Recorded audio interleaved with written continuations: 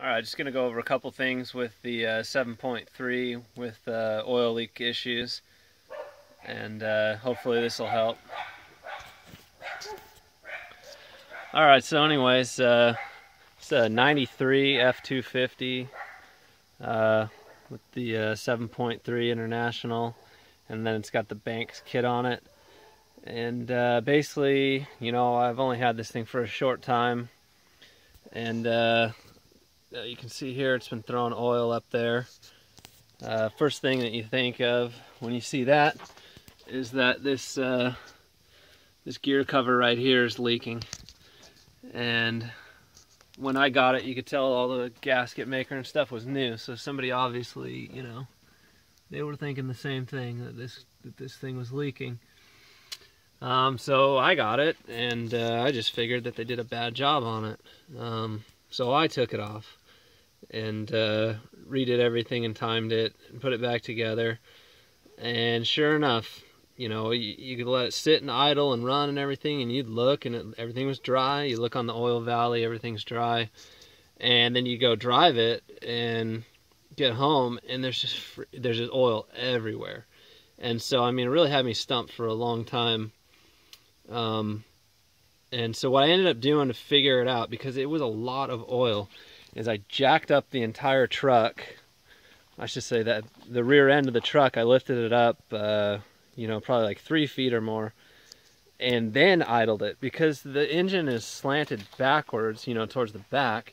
So, you know, if there's any kind of leaking or anything, it's going to naturally pool towards the rear of the valley and just kind of pool up there. Then you go down a hill, and everything goes forward and starts dripping down the front and then hits the fan and everything. So what I did was lift up the back and run it, and then I could actually see a steady stream of oil, you know, cruising forward. So then, you know, of course, you know your leak is in the back then. And read a couple forums, and it turns out you can see the turbo, and you can see there's the oil inlet up there to lubricate and cool the bearings, and then there's the one, that little flex pipe, and that goes back into the oil valley, and it goes through a grommet, and then it goes through the valley plate there, and then underneath it there's like a splash shield. And the way that it works is that tube ends like almost on top of the splash shield, so there's some pressure there, and it doesn't want to go out. And so then basically when your grommet gets hard and wears, then it starts coming back up. And so that's what I was doing. It was hitting the heat shield, coming back up around the grommet. And so basically how to fix it, I went through Banks and got a new grommet, and I got the old one out. And so while it was out, you know, you stick your finger down there and you can feel that splash shield. So I took a center punch and filed it kind of flat, and then at an angle. So I turned it into kind of a spade, and I started just kind of turning it with my hand and pushing on it, and I punched 3 holes through that splash shield, you know, right where that tube hits it, so that they could go through it. And then also I took a round file and filed the bottom of that tube, so put a bunch of radiuses in it so that it could go out to the side. You know, I was careful to make sure it would make it through the grommet. You know, obviously you don't want to shorten the pipe and leak, but there was plenty of room. So anyways, and then, you know, I just used a bunch of RTV sealant and everything, put the new grommet in, slid it through, bolted it back up to the turbo, and that did it. That fixed it. I also had but I had a fuel leak, and the fuel leak was back here on that. You can see those little red clamps, and it was right there, and it was the O-rings on the little plastic thing for the overpressure return that goes back to the tank. I bought a kit. They gave me the wrong pieces, so, you know, I got a straight one where I'm supposed to have an elbow. Anyways, I got the new kit in, and I also had valve cover leaking, so I took the valve covers off, and I'm having those painted right now. And while they're getting painted, I'm going to go ahead and change all of these little plastic pieces and the O-rings and then all the hoses while it's all apart. And anyways, after that, this thing should be doing pretty good. Other than that, I was going to mention that I know some people have leaks down there by the oil filter. There's a cooler down there, and you can develop some leaks there, but mine seems dry. And I've only had this thing for a short time, but I really like it. I've had a bunch of 6.2s, 6.5. I've had the cat motors, you know, the 3116s, Cummins 250s, Cummins 5.9s, high performance ones, about 600 horsepower was my last one. And anyways, so, you know, I've driven a bunch of different vehicles and played around with them, and I really like this one. This is my first one. All the ones of these that I was looking at on Craigslist had like 350,000 miles and up, and so you got to figure if they've got that many miles on them, they just can't be that bad of a motor. A lot of people say that they're just, you know, dogs and they're slow. You look at the rating for naturally aspirated, it's like 188 horse.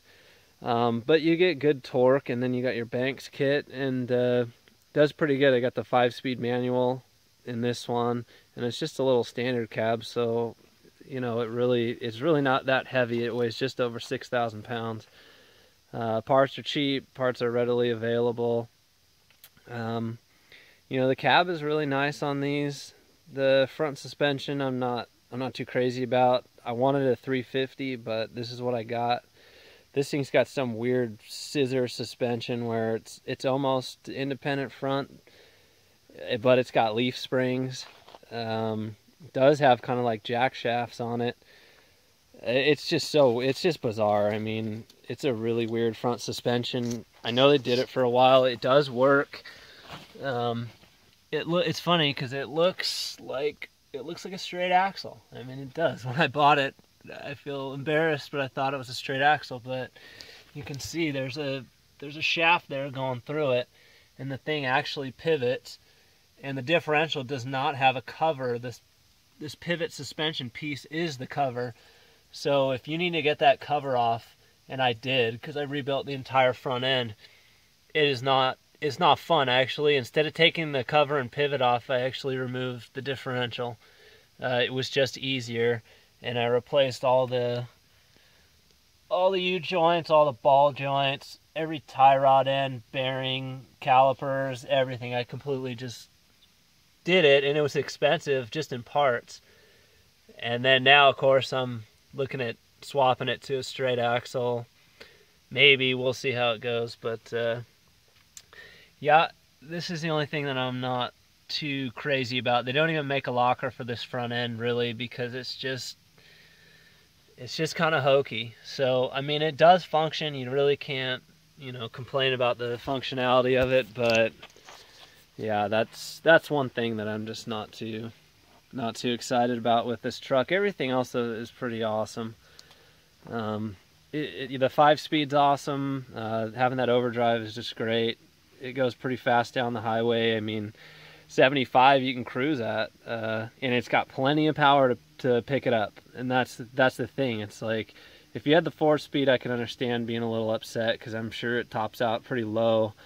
But with the 5-speed, I mean, it's not like it's wimpy when you put it into 5th. I mean, if you're at 1500 RPM, it'll pick it up and go. I mean, it does not struggle. You don't need to, you know, rev up the RPMs before you shift or anything like that. It picks it up just fine.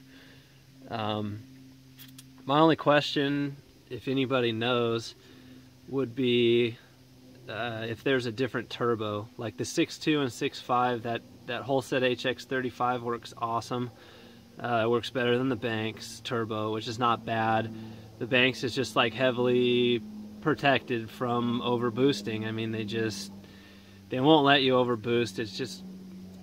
It's hard to even get it up to 9 pounds.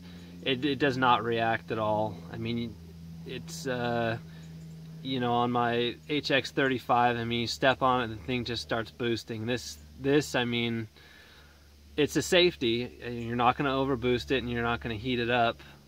But it's just so wimpy. I'd like to see a turbo that could do, you know, 12 pounds, and you know, when you hit the pedal, I mean, something that's a little more reactive than this. And so far, I haven't seen anybody. I've seen people try things, but I haven't seen anybody really have any success. Although I'm sure somebody has figured out some kind of a combo that works better for this. If I ever take the heads off, then of course I would do the ARP, and then I could maybe put a bigger turbo. It'd be tricky to fit it in here, but you know, with some fab work, I'm sure that wouldn't be a problem.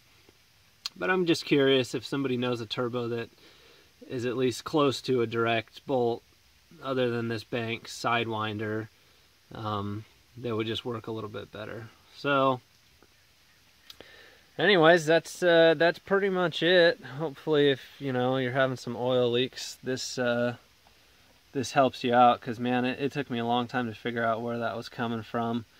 And same with the fuel leak, was a bit of a challenge because it's back there in the corner.